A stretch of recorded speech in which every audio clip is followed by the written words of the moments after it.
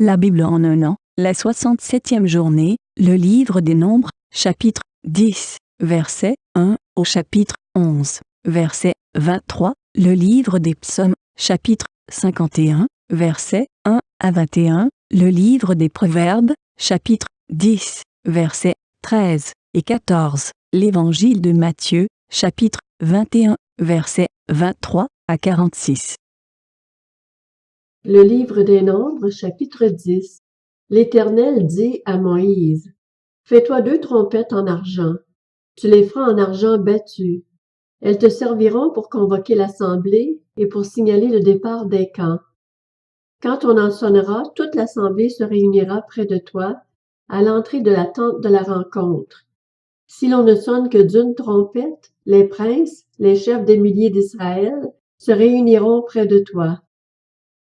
Quand vous sonnerez avec éclat, ceux qui campent à l'est partiront. Quand vous sonnerez avec éclat pour la 2e fois, ceux qui campent au sud partiront. On sonnera avec éclat pour leur départ. Vous sonnerez aussi pour convoquer l'assemblée, mais pas avec éclat. Les fils d'Aaron, les prêtres, sonneront de la trompette. Ce sera une prescription perpétuelle pour vous au fil des générations.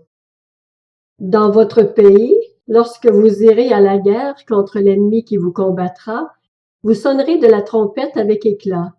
Ainsi vous vous rappellerez au souvenir de l'Éternel votre Dieu, et vous serez délivrés de vos ennemis.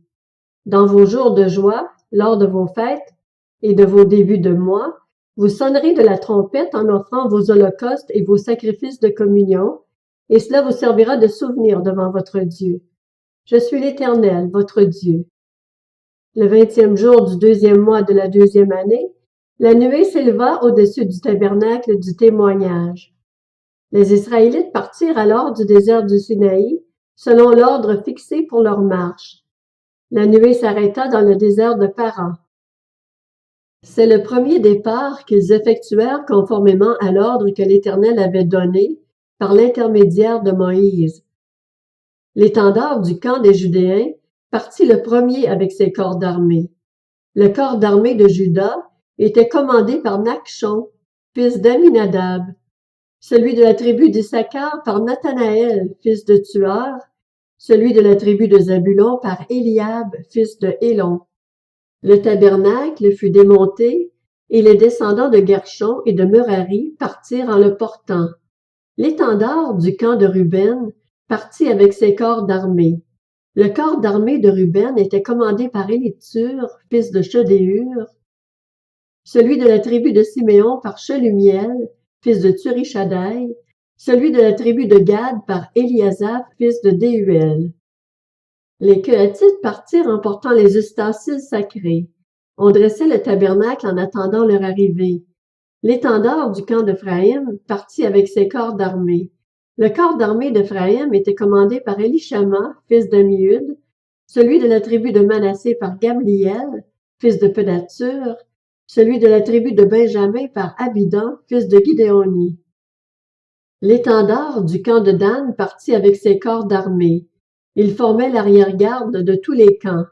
Le corps d'armée de Dan était commandé par Ahiézer, fils d'Amishadaï, celui de la tribu d'Azer par Pagiel, fils d'Ocran, celui de la tribu de Nephtali par Ahira, fils de Nan.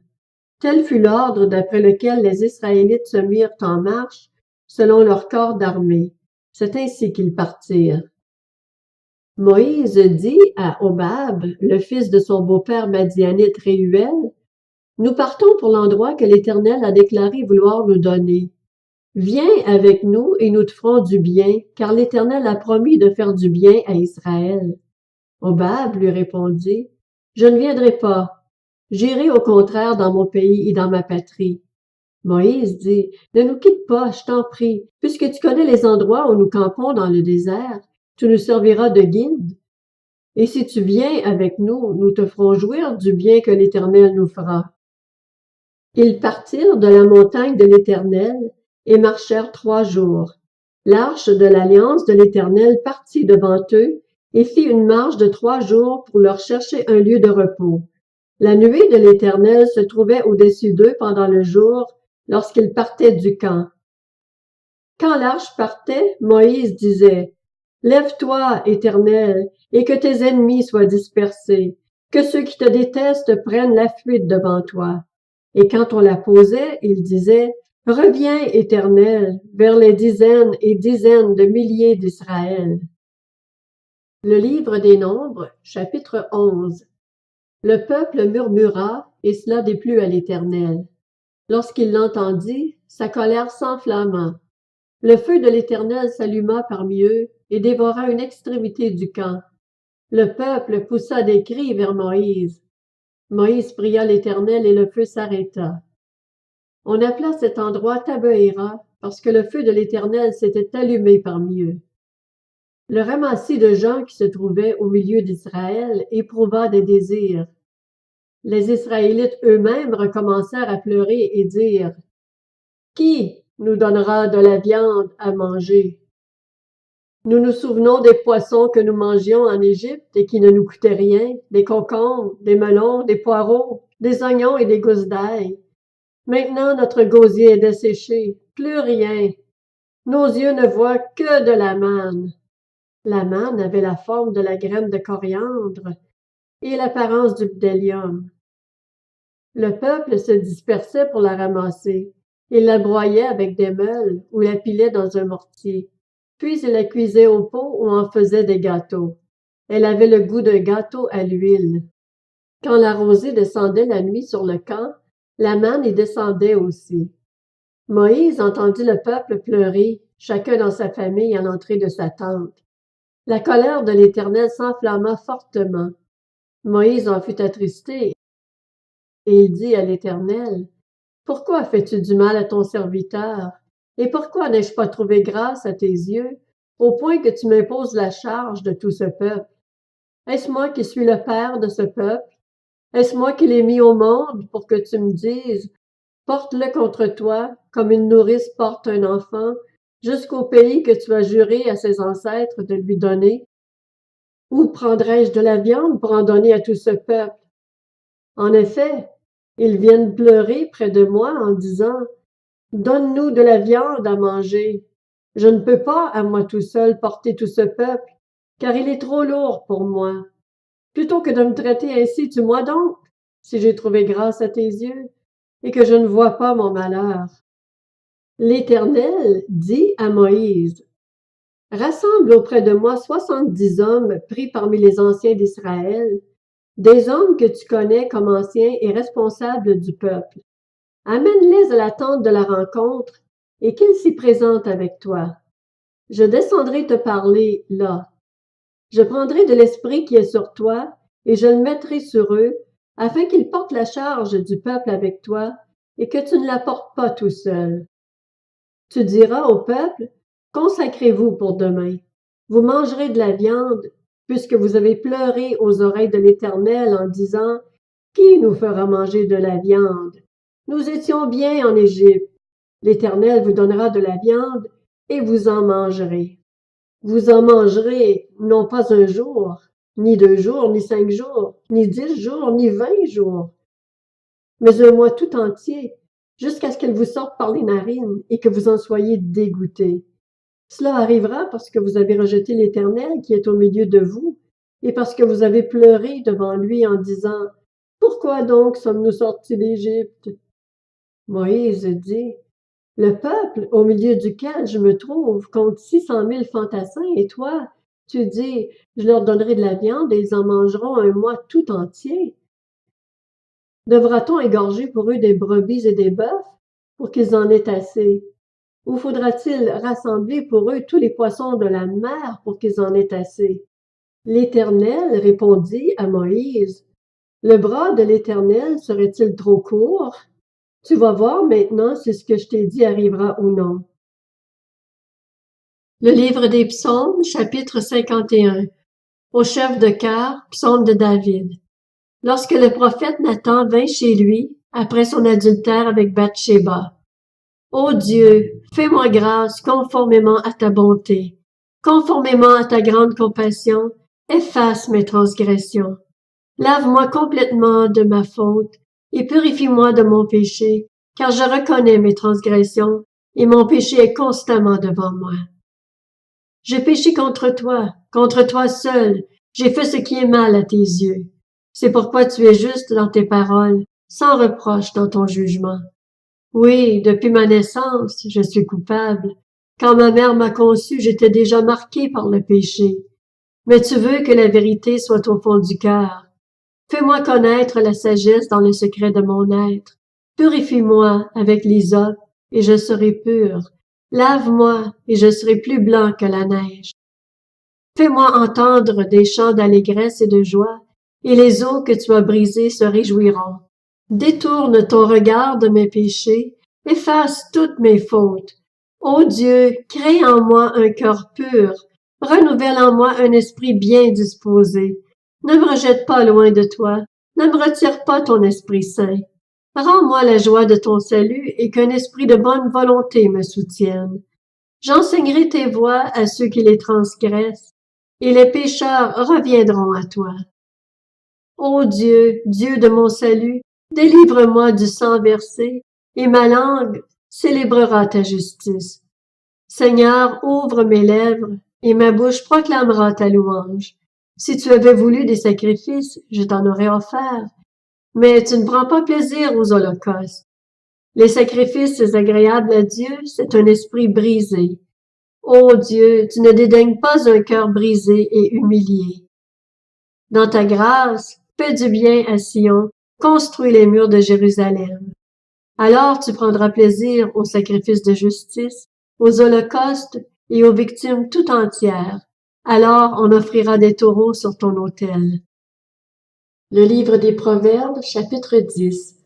On trouve la sagesse sur les lèvres de l'homme intelligent, mais le bâton sur le dos de celui qui est dépourvu de bon sens. Les sages retiennent la connaissance, mais quand un fou parle, la ruine est proche. Évangile selon Matthieu, chapitre 21.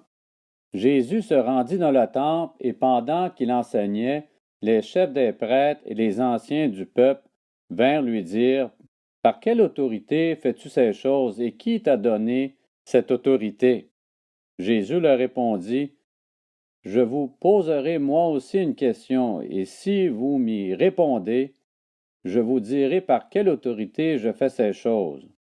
Le baptême de Jean, d'où venait-il, du ciel ou des hommes? » Mais ils raisonnèrent ainsi entre eux: si nous répondons du ciel, il nous dira: pourquoi donc n'avez-vous pas cru en lui? Et si nous répondons des hommes, nous avons redouté les réactions de la foule, car tous considèrent Jean comme un prophète. Alors ils répondirent à Jésus: nous ne savons pas. Il leur dit à son tour: moi non plus. Je ne vous dirai pas par quelle autorité je fais ces choses. Qu'en pensez-vous? Un homme avait 2 fils. Il s'adressa au premier et lui dit: mon enfant, va travailler aujourd'hui dans ma vigne. Il répondit: je ne veux pas. Mais plus tard, il montra du regret et y alla. Le père s'adressa à l'autre et lui dit la même chose. Ce fils répondit: je veux bien, Seigneur, mais il n'y alla pas. Lequel des deux a fait la volonté du Père? Ils répondirent: le premier.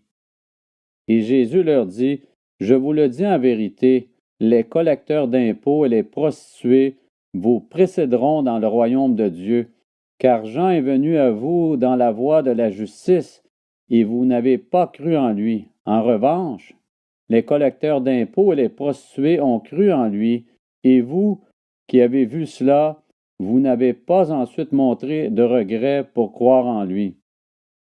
Écoutez une autre parabole. Il y avait un propriétaire qui planta une vigne. Il l'entoura d'une haie et creusa un pressoir et construisit une tour. Puis il la loua à des vignerons et partit en voyage. Lorsque le temps de la récolte fut arrivé, il envoya ses serviteurs vers les vignerons pour recevoir sa part de récolte.